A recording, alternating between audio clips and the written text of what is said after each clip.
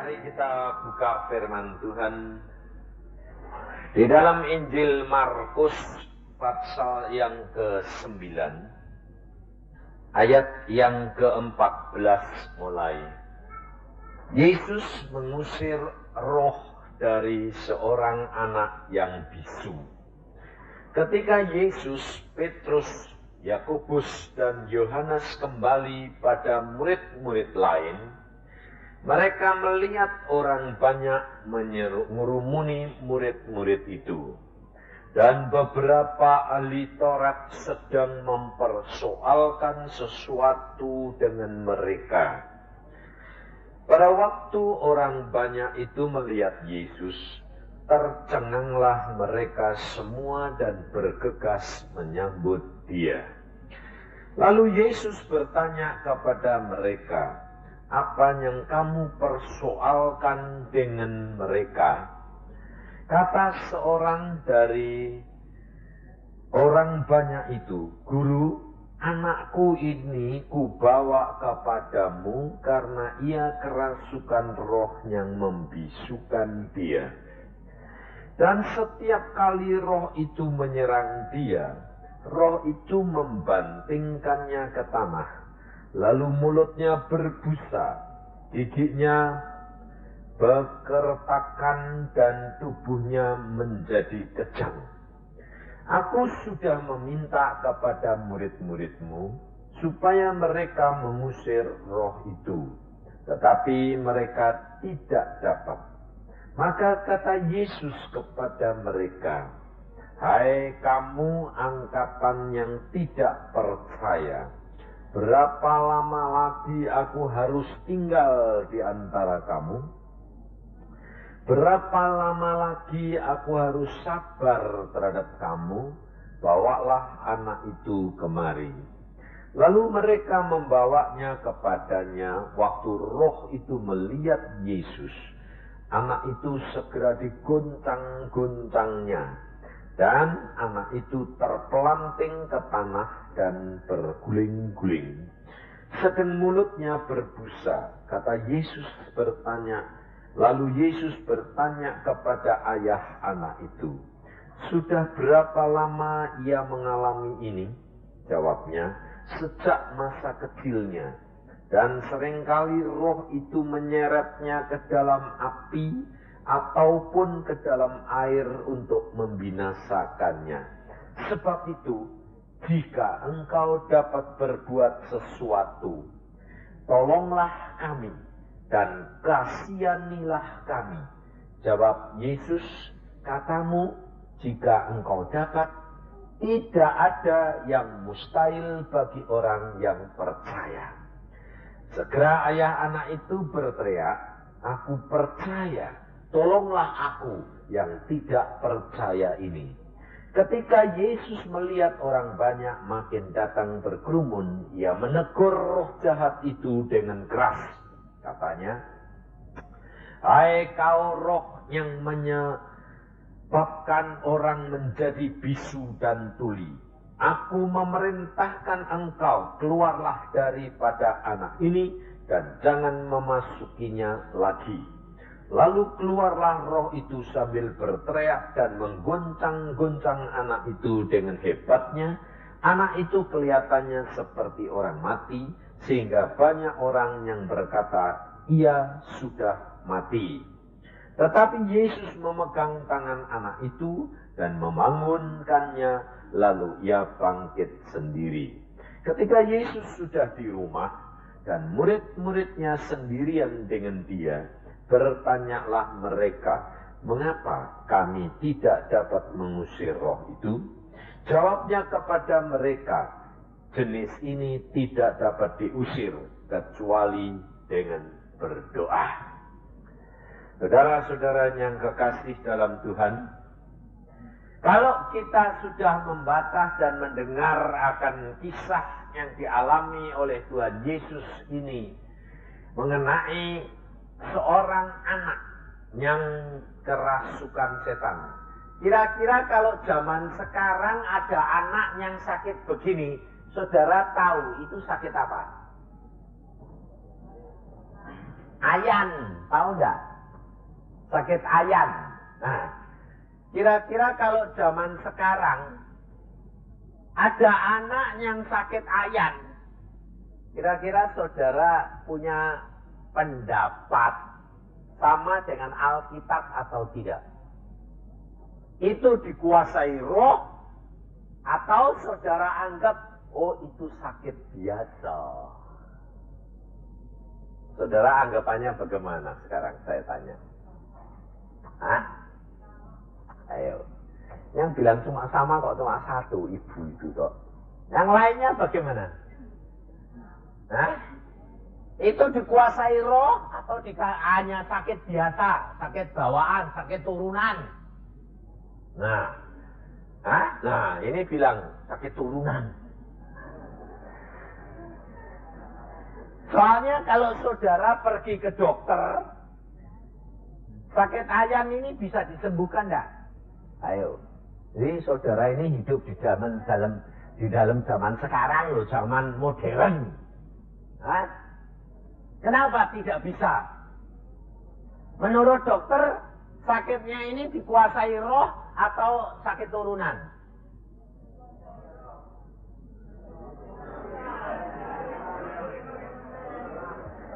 Menurut dokter sakit turunan. Jadi tidak bisa disembuhkan. Tapi menurut Alkitab itu dikuasai oleh.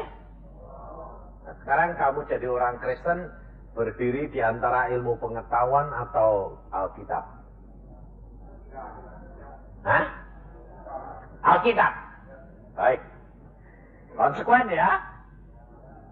Kalau saudara berdiri di atas Alkitab, sekarang saya tanya, mengapa saudara tidak dapat menyembuhkan mereka?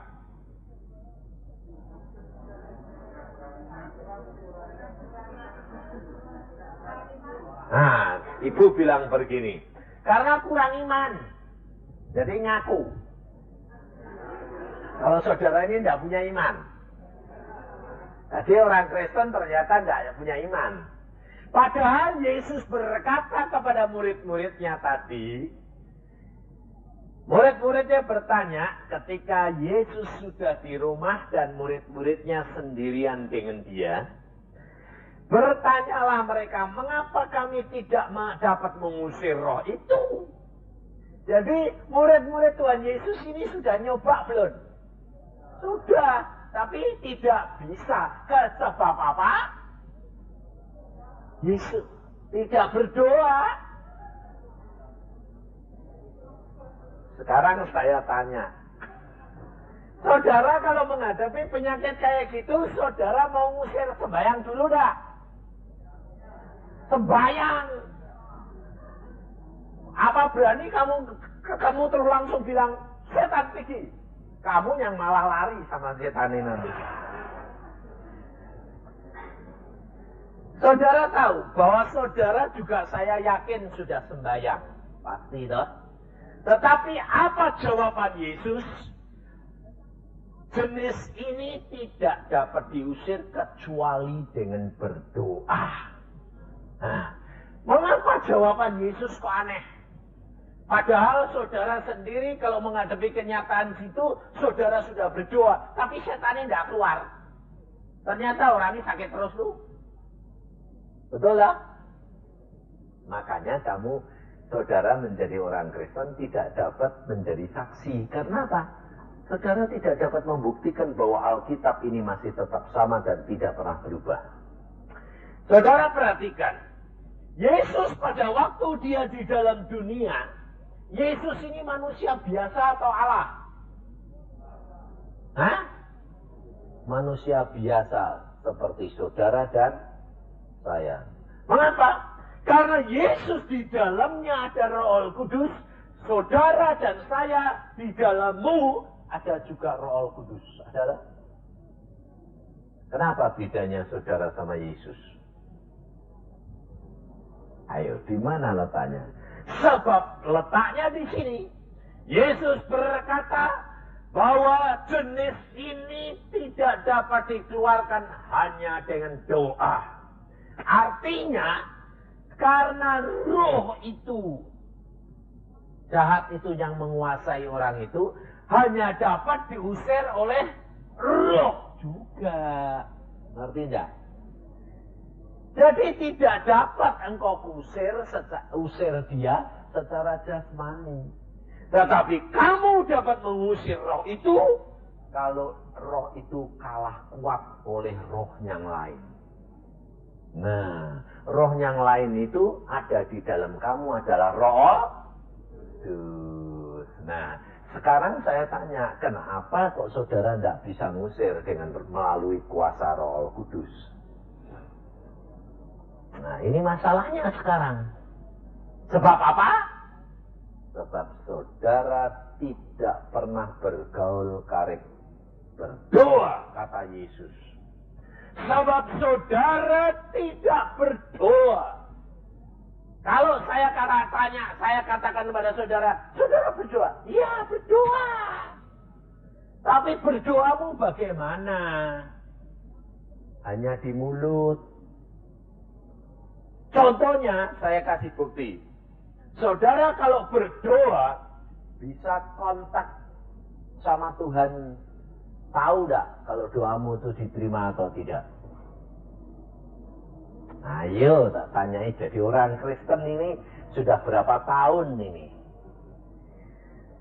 Saudara kalau berdoa, saudara bisa tahu enggak doamu sudah sampai ke hadapan Allah atau tidak? Ayo. Tahu enggak?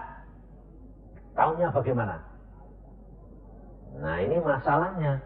Kalau cuma saudara berkata begini, saya yakin doa saya sudah sampai. Ya, cuma yakin toh loh. Enggak tahu toh. Nah, karena apa? Karena saudara belum tahu rahasianya doa. Yesus berkata, setiap orang yang mau menghampiri Allah, dia harus menghampiri Allah dengan roh dan kebenaran. Hanya dua. Sebab apa? Sebab Allah itu roh dan kudus dan benar. Kalau engkau tidak dapat menghadap kepada Allah dengan roh dan kebenaran, engkau tidak bakal ketemu dia. Ini masalahnya, saudara. Saudara kalau sembahyang terus terang. Saudara kalau sembahyang itu langsung ngomong. Setelah habis ngomong, amin, atau nunggu Tuhan bicara sama kamu. Ayo, kita tanyai sekarang. Yang dinamakan berdoa, itu kan komunikasi dengan Allah. Betul enggak? Nah, kalau komunikasi itu dua arah atau satu arah? Hah? Dua. Pernah dengar Allah jawab? Nah, tidak pernah toh? Jadi ternyata kalau kamu berdoa itu satu, apa itu? Itu doa atau tidak? Tidak. Itu laporan.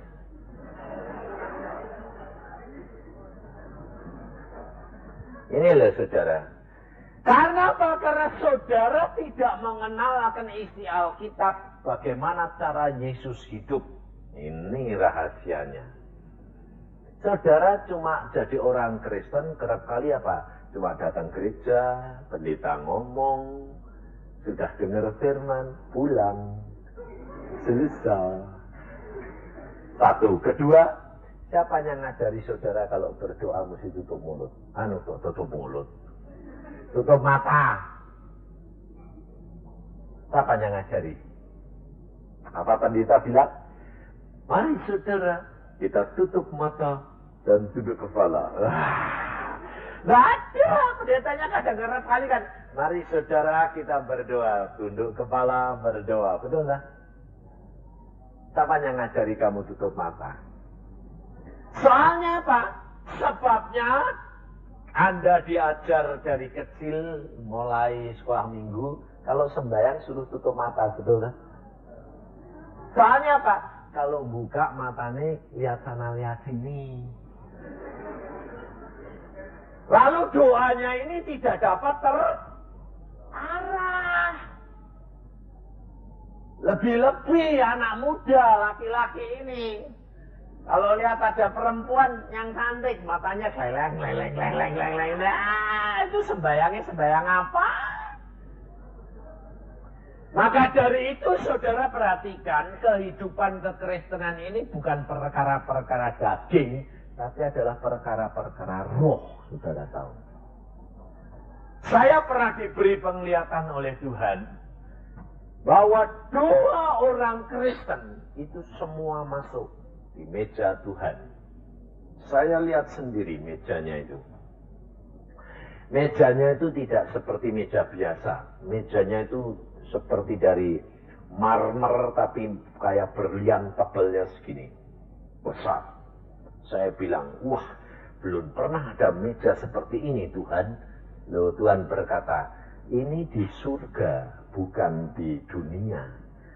Segala keindahan di sini adalah batu permata dan pualam. Luar biasa. Dan setiap doa orang Kristen itu masuk. Tetapi ternyata dibagi 3 sama Tuhan. Di sini, sama di sini. Yang di sini, itu doanya orang Kristen yang ditangguhkan. Tidak langsung dijawab. Yang di tengah, itu doanya orang Kristen yang segera dijawab. Dan yang di sini itu doanya orang Kristen yang ditolak. Tidak pernah dilihat sama Tuhan. Karena apa? Doanya salah. Karena apa? Doanya itu laporan. Seperti yang saudara itu berdoa. Ya Tuhan Allah Bapa kami yang di surga, Allah yang suci, kudus, ampuni aku orang dosa. Amin. Biji. Betul enggak? Pernah saudara berdoa begini? Tuhan, saudara kalau berdoa harusnya ada tahapnya. 1, mengaku dosa lebih dahulu. Tuhan ampuni aku orang berdosa yang banyak berbuat salah. Tetapi aku mengucap syukur karena aku punya juru selamat Yesus Tuhan. Dan aku boleh datang kepadamu karena anugerah Yesus.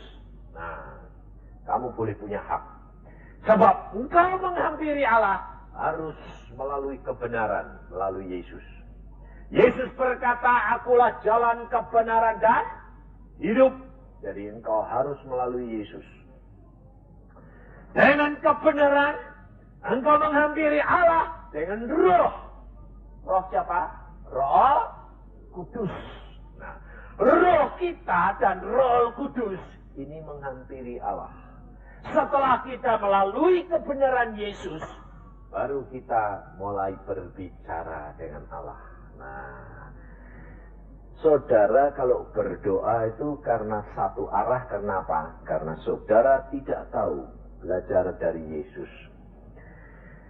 Dia perhatikan, Yesus kalau berdoa, pada waktu dia menghadapi Lazarus yang mati, doanya bagaimana? Dia ngomongnya apa? Ya Bapak, aku tahu Bapak, Engkau selalu mendengar akan doaku dan permohonanku. Tetapi karena ada orang banyak di sini supaya mereka percaya bahwa Engkau yang mengutus aku. Aku sekarang bertindak dalam namamu. Lazarus keluar. Jadi saudara tahu, Yesus itu kalau berdoa sama Bapaknya itu seperti anak menghadap kepada orang tuanya. Betul tak? Tapi saudara kalau menghadap Yesus Tuhan Allahmu, seperti anak menghadap Bapak atau seperti orang berdosa, seperti pengemis menghadap tuannya. Contohnya, seorang pengemis itu kalau datang sama orang minta uang, apa pertama? Ngomongannya apa? Den, ini bahasa di sananya itu Jawa, Den, itu Tuan, kasihani saya sih Tuan, gitu dah. Lalu kasihani dulu dah. Tuan, kasihani saya sih Tuan, saya orang tidak mampu, Aku orang yang perlu Tuhan, biar Allah memberkati Tuhan. Betul tak? Minta tak? Kamu kalau datang sama Tuhan bagaimana? Tuhan, Engkau Allah yang Maha Kuasa, ampuni aku, kasihani aku orang dosa ya Tuhan. Berkati aku ya Tuhan. Persis enggak? Hah? Hah? Persis enggak? Persis tak? Nah, setiap pagi datang kepada Yesus, siang datang, sore mau tidur, datang, doanya tetap sama. Itu permintaan gembel atau permintaan anak. Sekarang kalau anakmu datang sama kamu, setiap kali datang sama bapaknya mau bayar uang sekolah, Bapak yang baik, kasihani saya sih Pak. Mbak Win bayar sekolah ya Pak. Mau minta jajan ya Pak. Kira-kira malah dikasih apa dikasih keplong? Nah, saudara tahu mengapa engkau selalu merasa orang dosa, orang yang perlu dikasihani?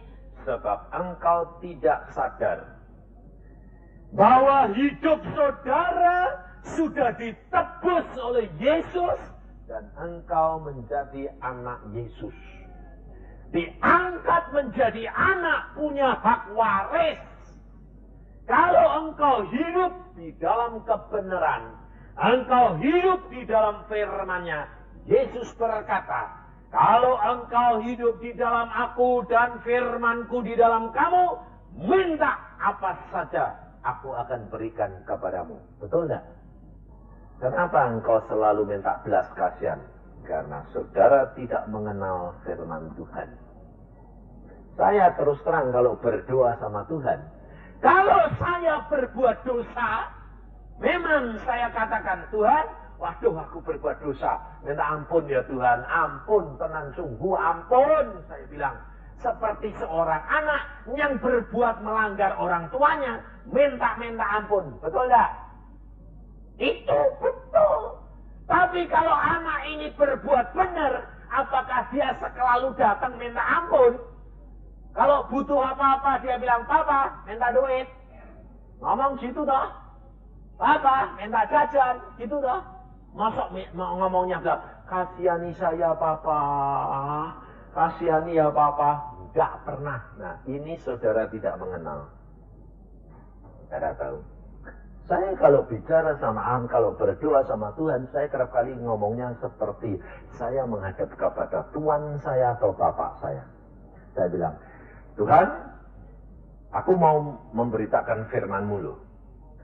Engkau urapi aku, apa yang anak-anakmu butuh, aku berikan kepadaku. Aku sampaikan kepada mereka. Ngomong. Lalu pada waktu itu apa? Saya langsung bilang, amin, biji. Itu laporan. Harus tim memuji dia. Tuhan, Engkau Allah yang baik.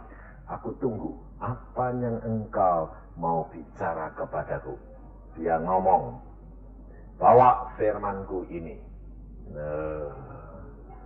Itu doa. Makanya saya tanya, kenapa engkau tidak bisa mengusir setan? Sebab kamu tidak berdoa, tapi laporan. Ini saudara. Maka dari itu, kalau kamu percaya, kamu baca Alkitab. Sebabnya kenapa saya katakan? Sebab saya berani ngomong kepada saudara. Saya tahu persis saudara ini tidak suka baca Alkitab. Kalau baca Alkitab ngantuk. Ayo jujur, betul enggak? Nah, karena Alkitab itu sebetulnya komplit. Obat ngantuk ada. Jadi kalau tidak bisa tidur baca Alkitab mesti tertidur. Siapa di antara saudara menjadi anggota gereja di sini sudah baca Alkitab sampai habis dari Kejadian sampai Wahyu? Belum ada? Nah iya, bayangin. Jadi orang Kristen berapa tahun? Ayo, tidak malu saudara ini. Kenapa saudara tidak baca? Sebab apa? Sebab engkau belum pernah jatuh cinta sama Yesus. Ini terus terang saya katakan. Sebab seorang yang jatuh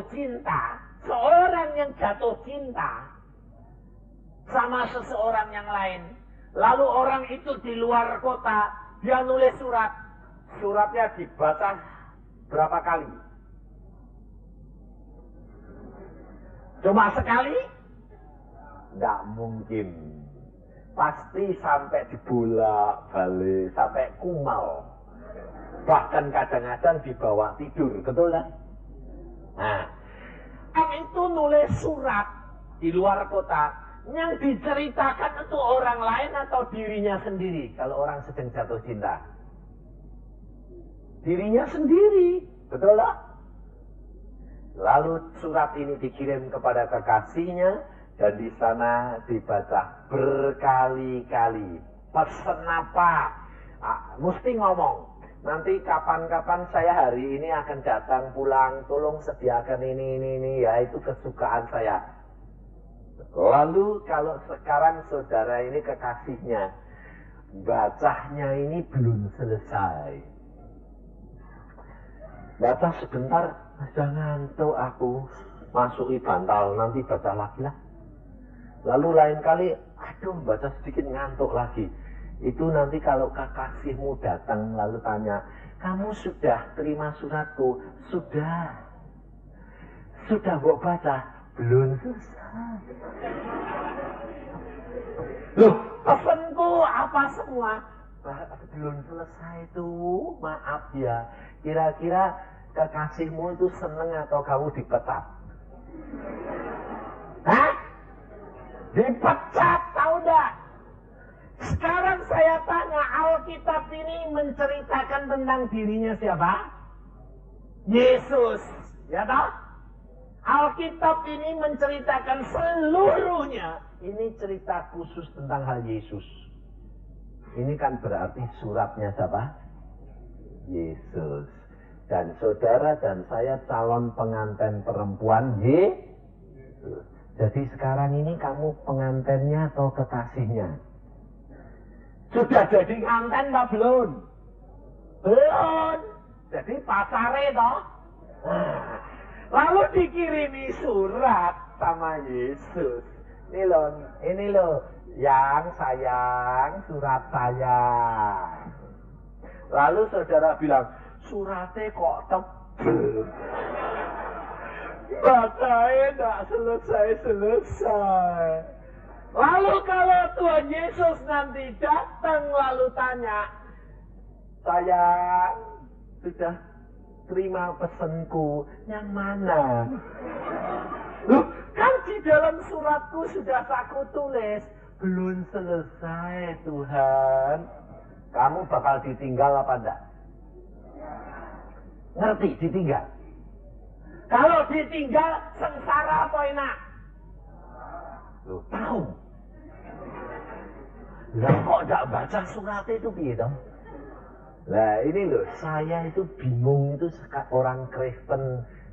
Karena apa? Karena saudara ini jadi Kristen itu Kristen turunan.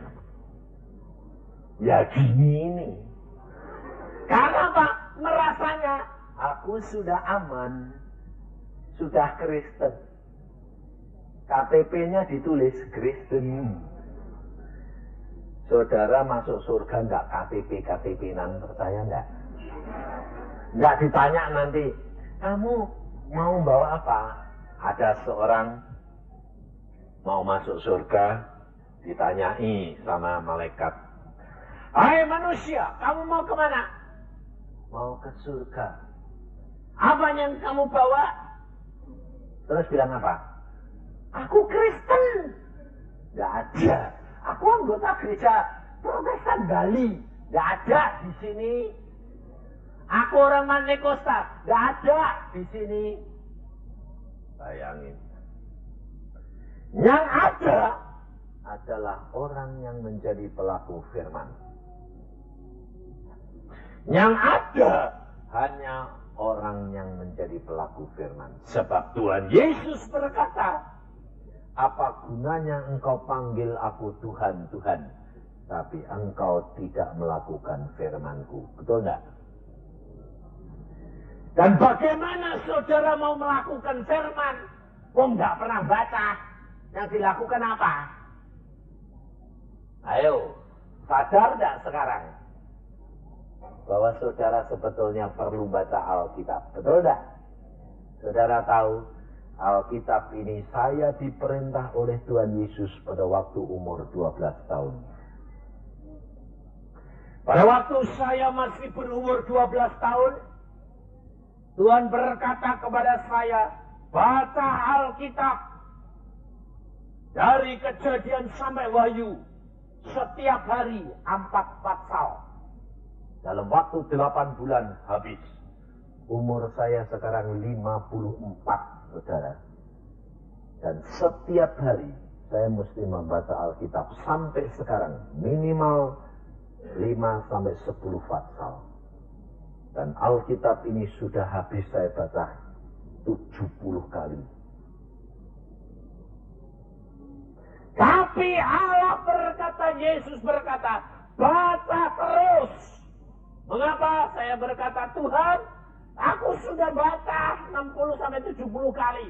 Baca terus. Kenapa? Karena dengan membaca, maka engkau akan lebih mengenal aku dan akrab dengan aku. Watak dan perangaiku, apa yang aku suka, engkau tahu dan engkau lakukan. Itu yang menyebabkan apa saja yang engkau minta, aku berikan kepadamu. Sebab Alkitab sudah berkata, Yesus sendiri sudah berjanji, jikalau engkau di dalam aku, engkau di dalam Yesus, dan firman-Ku di dalam kamu, minta apa saja, engkau akan diberikan. Makanya kenapa saudara menjadi orang Kristen, kalau minta-minta tidak pernah diberi? Kenapa? Karena engkau tidak pernah membaca firman-Nya. Firman-Nya tidak ada di dalam kamu, dan kamu tidak hidup di dalam kebenaran Dia. Karena apa? Bagaimana kamu hidup di dalam kebenarannya? Kamu tidak tahu baca firman-Nya. Maka dari itu banyak orang Kristen dibuat permainan sama setan. Orang ada kerasukan setan, tidak bisa ngusir. Sebab apa? Sebab mereka tidak tahu isinya firman. Dia tidak tahu berdoa. Dia tidak punya kuasa. Karena Roh Kudus tidak menyatakan dirinya dalam diri engkau. Maka dari itu saudara, engkau harus belajar. Setiap orang Kristen harus menjadi saksi, bukan pemberita. Kira-kira kalau orang nggak bisa tidur 8 tahun, nggak bisa menutup mata tidur itu 8 tahun. Lalu sampai saya heran. Lalu kalau ibu sampai malam jam 12 sampai jam 6 tuh apa yang dikerjain? Ya jalan-jalan, ya ngerjain itu Pak, nggak bisa tidur. Lah nggak tiduran sebentar itu nggak kuat. Sebabnya apa? Nggak bisa tidur Pak. Matanya itu melotot terus. Lalu saya bilang, ini kok aneh, ini mesti nggak normal. Sudah ke dokter? Sudah Pak, dikasih obat tidur pun tidak bisa tidur. Akhirnya saya doakan. Lalu saya mau doa. Saya mau nutup mata. Tuhan bicara sama saya dalam hati. Jangan tutup mata. Oh ya. Lalu saya melek. Saya mau tumpangin tangan, saya mau berdoa. Mari kita berdoa. Dalam nama Tuhan Yesus. Tangan saya belum nempel. Tangannya dia. Nempel saya. Lah kalau saya tadi itu tutup mata, pasti mak keprok dah. Untungnya Tuhan berkata jangan tutup mata. Mau bet. Oh saya tahu. Setan. Ternyata orang perempuan ini dikuasai setan.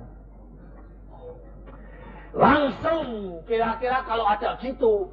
Lalu anak-anak Tuhan yang biasanya kan Semua ikut. Dalam nama Yesus. Dalam nama Yesus. Kan turut. Saudara tahu. Dipegangi, ternyata ibu ini kekuatannya luar biasa. Dipegangi laki-laki 3-4 dibanting semuanya. Matanya melotot. Saya diemin saja. Toh dia tidak ganggu saya diemin. Saya berdoa terus, Tuhan, apa yang saya harus lakukan? Tuhan tidak jawab, saya ya diem.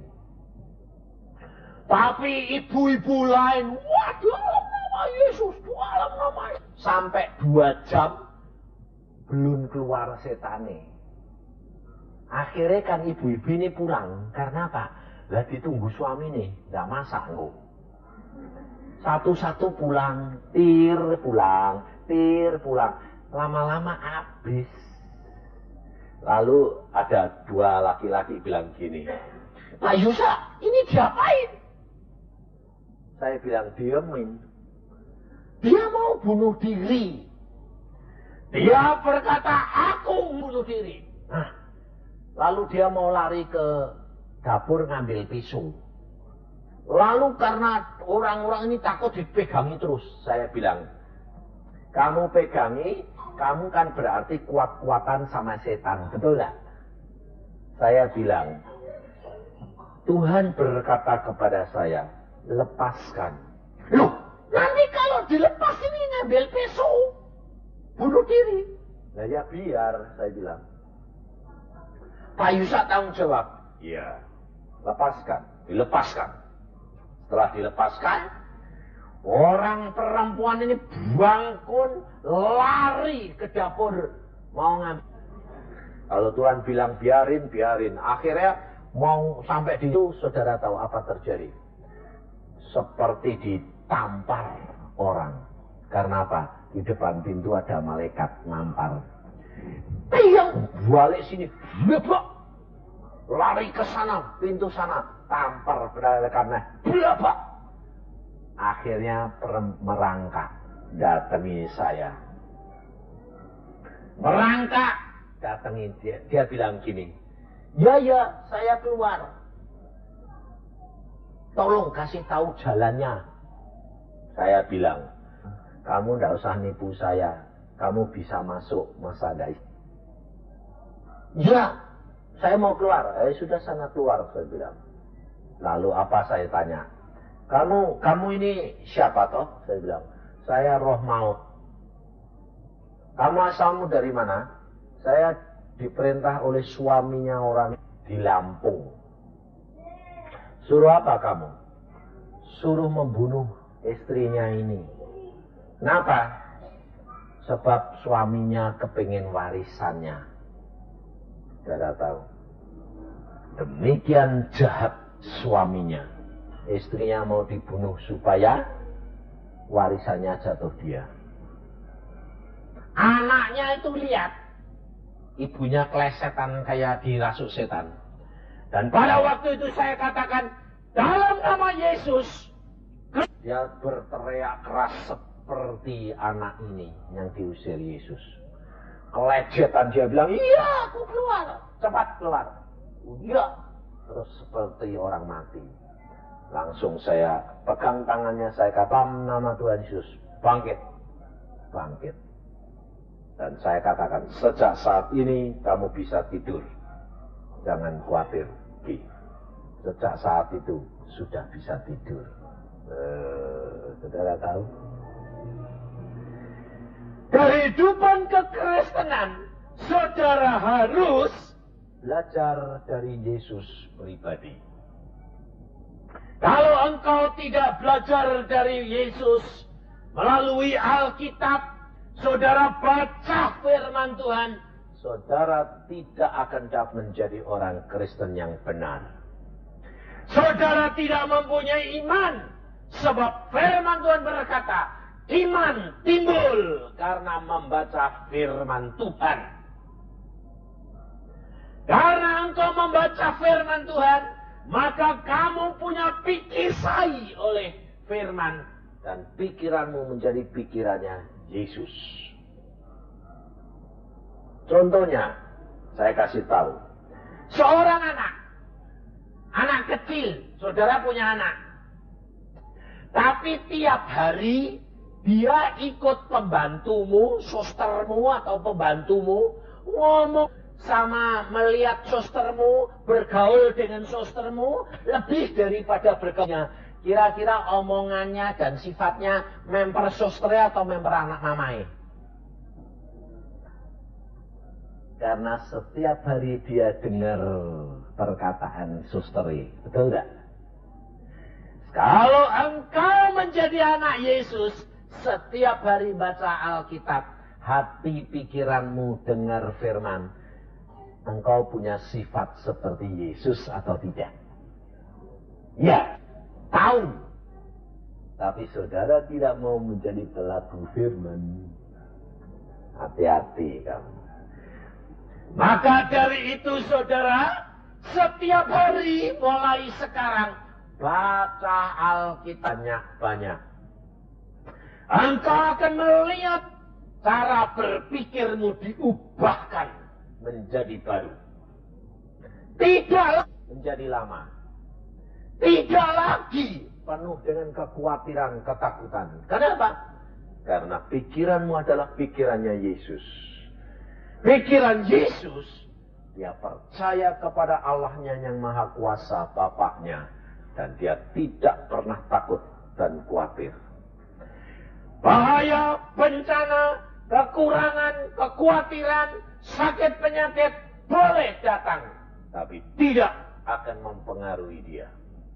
Karena apa? Dia tahu Bapaknya Maha Kuasa dan sanggup melakukan segala perkara. Betul enggak? Maka dari itu saudara, saya berani katakan ini kenapa? Saya ini seorang dokter. Saya di pemerintahan itu adalah seorang wakil direktur. Dan direktur saya pensiun. Saya mau diangkat dulunya tahun 80. Dan pada waktu itu Tuhan berkata, tutup praktek jadi hambaku. Dan saya bilang sama Tuhan, Tuhan, tutup praktek. Ya. Keluar dari jabatan direktur ini. Iya. Jadi hambamu. Iya. Jadi gembala atau penginjil? Jadi penginjil. Tidak boleh punya gembala, tidak boleh punya sidang jemaat. Tidak boleh. Yang ngasih aku. Nah, kira-kira kalau saudara tidak kenal akan Yesus, ada suara bilang begitu, saudara kira-kira percaya apa enggak? Ayo tak tanyai sekarang kamu. Kira-kira saudara bingung enggak? Setan sih ngomong. Betul enggak? Nah, satu. Kedua,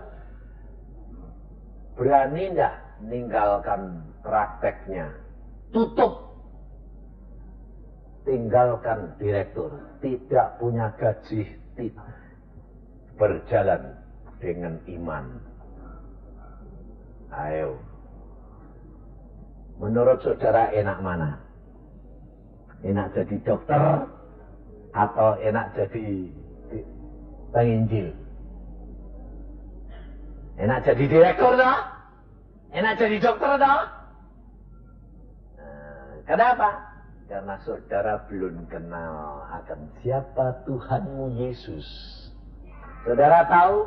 Dia berkata kepada saya begini, Papa, jikalau Papa mau jadi penginjil,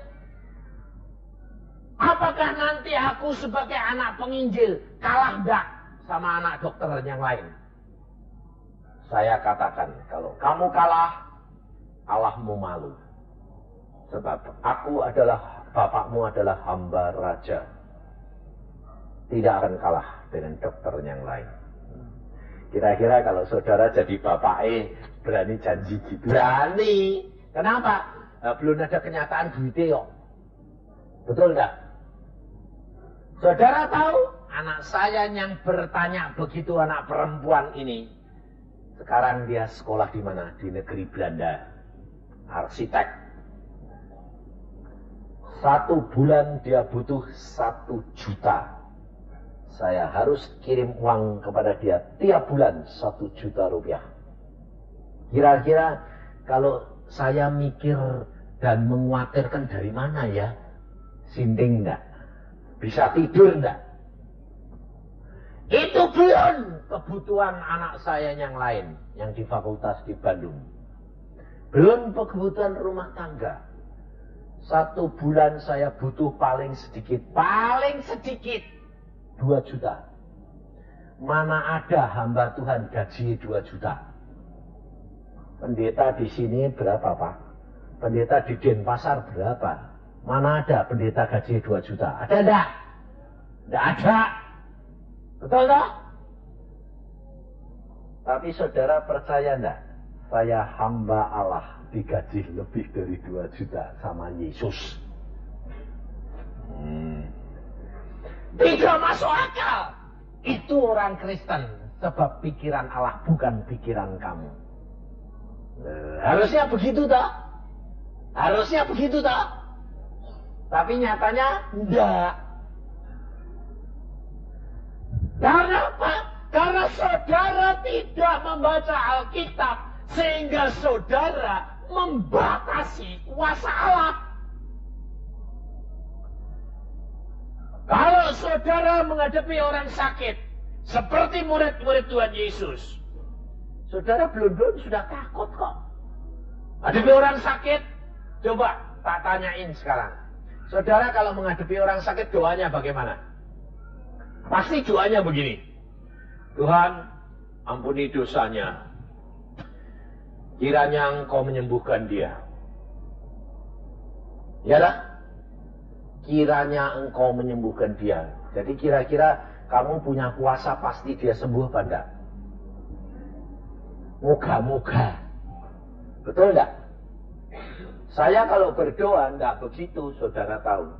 Saya kalau berdoa kalau ada orang sakit, saya selalu berdoanya tanya. Pada waktu anak saya sakit. Sakit, bukan sakit gampang. Sakitnya itu panasnya 40 derajat Celcius 2 minggu. 41 derajat Celcius 2 minggu. Akhirnya diperiksa dokter bilang, Pak, wah tidak bisa ketulungan. Karena matanya buta, telinganya tuli. Dan dokter mengatakan, kalau ini sembuh, cacat. Ini anak perempuan saya yang sekolah di Belanda. Pada waktu itu umur 9 tahun. Dan dokter mengatakan, wah anakmu tidak ketulungan. Bagaimana saya berdoa? Saya berdoanya begini. Tuhan, Engkau lihat anakku sakit. Keadaannya begini. Apa yang aku harus lakukan? Ini. Tuhan berkata, stop semua obat, doa dan puasa. Anakmu sembuh. Saya berkata, stop semua obat. Kita doa puasa, saya sama istri saya. Saya berdoa puasa. Apakah lalu hari pertama doa puasa, saya lihat anak saya, wah sudah sembuh? Enggak, tambah parah. Hari kedua, tambah parah. Hari ketiga, tambah parah. Hari ke-10, anak saya ngomong, mau pulang ke surga, mau mati. Kira-kira kalau saudara jadi ayah ibu dapat gitu lalu bilang apa? Loh, katanya Tuhan suruh doa puasa, kok tambah mau mati? Ya dah, itu beriman atau tidak? Saya pergi kantor, pulang dari kantor, saya tanya ayah saya, bagaimana anak saya? Sudah mati. Wong anaknya sakit kok tanyanya sudah mati. Oh ya maaf, saya bilang. Karena ada suara bilang anak mati. Memang anakmu ini sedang ngomong. Nanti jam 3 dia mau berangkat. Minta mau pulang. Langsung semua sudah nangis. Saya bilang, jangan nangis. Alkitab berkata, Hidup untuk Yesus, mati adalah untung. Saya praktek, saya katakan, saya tidak nangis. Saya datangi anak perempuan saya katakan, saya teriak-teriak. Apa nak? Pak, aku mau pulang. Jam berapa? Jam 3. Oke, kurang 10 menit. Papa tungguin kamu. Kalau kamu pulang. Tunggu Papa di Firdaus.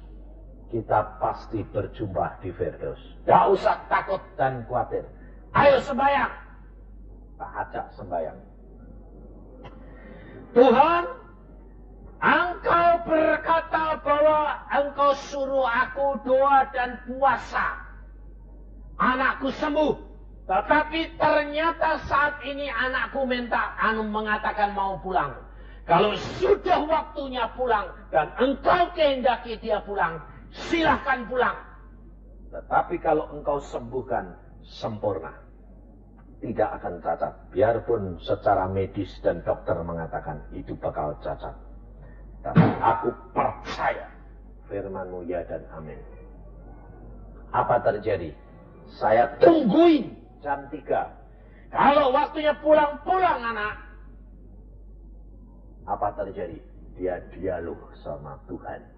Tuhan, surga enak. Kalau enak mau Tuhan. Sebentar lagi, setan kamu jahat. Enggak, Tuhan itu baik. Terus akhirnya jam 3 tepat. Dia berkata begini. Oh, aku suruh balik Tuhan. Kembali ke hidup sama papa mama Tuhan. Ya. Set tidur dia. Enggak mati, malah tidur. Kemudian saya keluar, saya kasih tahu istri saya dan orang tua saya bilang, tidak jadi pulang. Pasti terjadi kesembuhan. Dah, ucapkan syukur. Lalu malamnya jam 11 Tuhan berkata kepada saya, berkata begini. Yusa, kumpulkan istri saudara-saudaramu berdoa malam ini. Aku membuat mujizat. Dan malam itu kita berdoa dari jam 11 malam sampai jam 2 malam. Jam 2 malam Tuhan buka mata saya. Tuhan berkata, lihat ada 2 setan di dalam tubuh anakmu. Langsung saya lihat 2 setan seperti kera itu, saya katakan, dalam nama Tuhan Yesus setan kamu keluar. Dan setannya keluar. Anak saya itu buka mata. Buka mata, dia lihat neneknya, kakeknya. Dia bilang, papa, mama. Loh, semua kok kumpul di sini, ada apa? Nah, saya bilang, kamu sakit nak. Dan sudah sebulan lebih. Dan menurut dokter kamu buta. Enggak, sekarang saya sehat. Saya lapar, mama, papa. Minta minum. Bayang, minta makan. Kita kasih makan. Persis seperti kejadian seorang perempuan yang dibangkitkan oleh Yesus. Dan dia sembuh total. Tidak cacat, tidak buta, tidak tuli, tidak sinting. Dokter besoknya lihat teman saya, dia bilang, mana anakmu? Saya bilang, periksa. Dia lihat, halo om. Matanya dibuka. Loh, bisa lihat? Jelas. Dengar? Jelas. Ajaib, ajaib, ajaib. Saudara tahu? Sampai sekarang tetap pintar. Dia sekolah di negeri Belanda. Saudara tahu? Kehidupan kekristenan adalah pengalaman pribadi dengan Yesus. Kehidupan kekristenan bukan sekedar ibadah. Bukan sekedar masuk ke gereja. Tetapi kekristenan adalah mengalami sendiri dengan Yesus. Baca Alkitab. Berdoa setiap hari. Minta pimpinan Roh Kudus. Masukkan firman ini masuk dalam dirimu. Maka engkau akan melakukan perkara-perkara yang Yesus lakukan. Sebab Alkitab yang ngomong, bukan saya. Di dalam kitab Yohanes dikatakan begini. Saya akan bacakan kepada saudara supaya saudara tahu bahwa Alkitab ini ya dan amin dan luar biasa. Di dalam Yohanes pasal 14 ayat yang ke-12. Aku berkata kepadamu, sesungguhnya barang siapa percaya kepadaku, ia akan melakukan juga pekerjaan-pekerjaan yang aku lakukan. Bahkan pekerjaan-pekerjaan yang lebih besar daripada itu. Loh, saudara. Barang siapa, termasuk saudara atau tidak, percaya kepada Yesus, saudara akan melakukan pekerjaan-pekerjaan yang Yesus lakukan. Jadi saudara bisa berdoa dan orang itu sakit sembuh. Bisa enggak? Harusnya tapi kenapa enggak bisa? Sebab saudara takut. Takutnya apa? Ya disembuh tidak. Nah, betul enggak? Kalau kamu ragu-ragu gitu, bakal dapat apa? Tidak dapat apa-apa. Alkitab berkata di dalam kitab Yakobus, orang yang ragu-ragu tidak mendapat apa-apa. Maka dari itu saudara, engkau harus membaca Alkitab. Anak-anak saya dari mulai kecil, saya suruh baca Alkitab. Semua baca Alkitab. Tiap hari berdoa bersama. Tiap pagi jam 5, saya dengan istri anak-anak sembahyang semua. 1:30 siang sembahyang semua. Apa terjadi? Anak-anak dididik Tuhan luar biasa, berkomunikasi dengan Tuhan. Dia kalau ada apa-apa dia berkata, "Pak, aku sudah bertanya kepada Tuhan." Dan Tuhan jawab begini. Bayangin saudara. Ada satu masalah yang saya alami dengan anak saya. Anak saya perempuan ini di negeri Belanda. Ternyata dia nulis surat sama saya begini. Papa, aku sudah diberi jodoh sama Tuhan. Tapi aku tidak mau kasih tahu papa namanya siapa.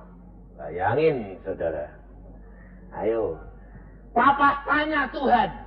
Kalau memang itu jodohku, papa mesti dikasih tahu namanya sama Tuhan. Dan papa tulis surat sama saya.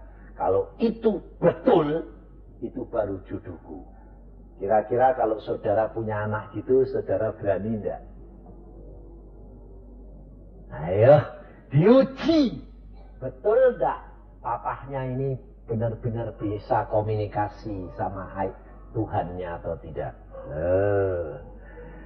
Langsung saya nerima surat begitu. Saya bilang, wah anak ini kurang ajar. Mengetes orang tua ini. Saya berkata, baik kita berdoa. Saya sama istri saya berdoa. Tuhan, siapa jodoh anakku yang kau berikan kepada dia? Tidak dijawab. Tidak apa-apa. Saya tahu. Pada waktunya engkau jawab. Allahku tidak pernah terlambat. Relate. Pada waktu saya mau balas suratnya. Setelah 3 hari saya mau balas suratnya. Sebab saya mau bikin Injil lagi. Saya mau balas surat. Langsung saya nulis surat. Saya berkata, saya doa. Tuhan, aku ini balas surat anakku. Tolong kau beritahukan nama judulnya anakku siapa. Tuhan ngomong, nama menantumu namanya Paul. Saudara tahu? Saya tulis di surat, nama calon suamimu Paul. Terus saya panggil istri saya. Istri saya itu namanya Kiat. Kiat itu kuat bahasa Jawanya. Saya bilang, Cat, apa? Aku sudah dikasih tahu calon mantu kita. Siapa namanya? Aku belum mau kasih tahu kamu. Kamu berdoa, tanya Tuhan. Ngomongan saya. Dia bilang apa? Biarin, sebentar lagi pasti Tuhan ngomong. Karena kamu sudah mau balas suratnya, pasti aku dikasih tahu. Dia sedang di kebun ngerawat bunganya. Tuhan ngomong, nama calon mantumu namanya Paul. Langsung dia masak. Dia masuk ke tempat saya, dia bilang, aku tahu siapa? Paul. Betul. Saudara tahu kehidupan kekristenan itu yang nyata bersama dengan Allah. Firman Tuhan ini ya dan amin. Saudara tahu. Dan saya tulis surat, nak, calon suamimu namanya Paul. Sampai di sana dia nulis surat, dia bilang, betul papa, memang Paul namanya. Ini hidup kekristenan yang nyata, saudara. Kalau saudara selama ini tidak ngalami, mengapa? Karena saudara tidak baca Alkitab. Ini adalah suratnya kekasihmu Yesus. Ini surat dia. Engkau harus dalami, engkau harus teliti apa yang dia pesan, apa yang dia katakan. Harus masuk ke dalam hatimu. Kalau memang engkau mencintai Yesus. Kalau kamu berkata, tadi nyanyi dong, apa? Yang terutama di dalam hidup ini, meninggikan nama Yesus. Aku cinta Yesus, aku cinta Yesus. Tapi baca suratnya tidak. Munafik. Munafik, saya katakan. Makanya banyak orang Kristen itu munafik. Cinta, baca surat aja tidak mau cinta. Maka dari itu saudara harus sadar. Malam ini baca firman Tuhan setiap hari. Masukkan, hidupmu mesti berubah. Kau tidak khawatir, kau tidak susah, tidak takut menghadapi masa depan. Apapun yang kamu lakukan, diberkati Tuhan. Seorang kekasih yang nurut, pasti disayang sama kekasihnya. Betul enggak? Apa saja yang minta, diberikan. Kalau kita berkata, minta, akan diberikan kepadamu. Amin.